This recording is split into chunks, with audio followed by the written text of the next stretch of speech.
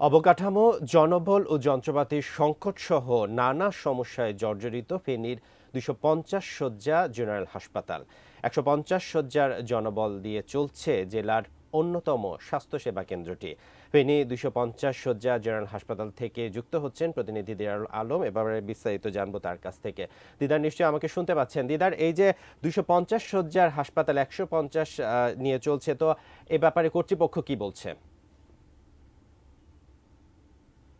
বান্না আসলে যদি আমরা বলি, আমরা সবসময় কিন্তু আসলে এখানকার যে কর্তৃপক্ষ রয়েছেন, এই হাসপাতালের যে তত্ত্বাবধায়ক আবুল খায়ের মিয়াজি, তিনি আমাদেরকে সবসময় বলছেন যে ঊর্ধ্বতন কর্তৃপক্ষকে জানানো হয়েছেন, তারা ব্যবস্থা গ্রহণ করবেন।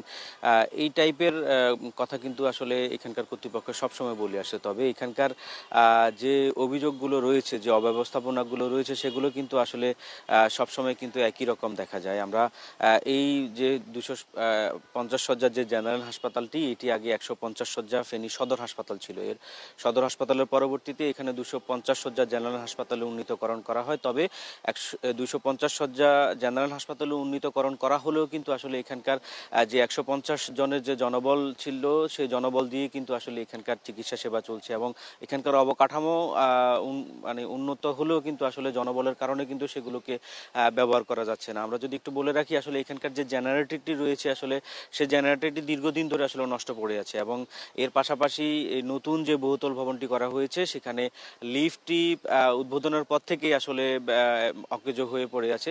এখানকার কর্তৃপক্ষ বারবার বলছেন যে আসলে ঊর্ধ্বতন কর্তৃপক্ষকে জানানো হয়েছে, এবং এরপরে কিন্তু আসলে এখানকার কোনো ব্যবস্থা নিতে আমরা আসলে এখন পর্যন্ত দেখিনি। এবং অবকাঠামোর পাশাপাশি কিন্তু আসলে আমরা যদি বলি, এখানকার ডাক্তার সংকট রয়েছে, এখানকার সিনিয়র স্টাফ নার্স সংকট রয়েছে, এবং চতুর্থ শ্রেণীর কর্মচারীর কিন্তু আসলে এখানকার খুব বেশি সংকট, যে কারণে আসলে এখানকার চিকিৎসা সেবা দিতে এখানকার যারা হাসপাতালের ব্যবস্থাপনায় রয়েছেন, তারা কিন্তু আসলে তাদেরকে হিমশিম খেতে হচ্ছে। আমরা এখানকার যে হাসপাতাল ২৫০ শয্যার বিপরীতে প্রায় 450 থেকে 600 রোগী ভর্তি থাকে। এবং এখানকার